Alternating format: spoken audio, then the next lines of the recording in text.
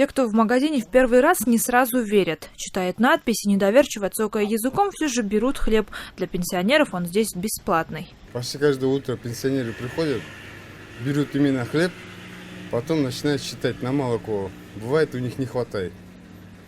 У нас самих родителей пенсионеры. Знаем, пенсия у них маленькая.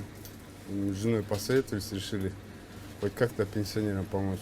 И теперь в этом лотке каждый день стоит свежий хлеб. Уже к обеду все булки разбирают. Пенсионеров в районе много, а некоторые вообще приходят сюда издалека. Ну, молодцы.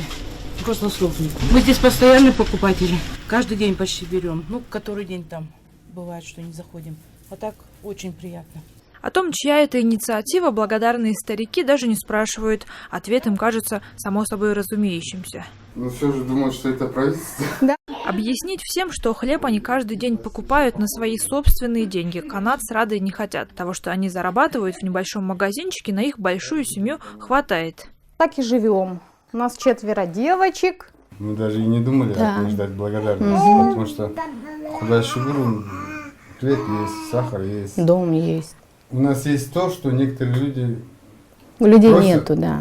Делиться с другими хочется, когда у тебя все есть, говорит Канат. Ему для счастья, как оказалось, не хватало только Рады. С супругой они вместе 15 лет. Девушка, вас как зовут? Рада.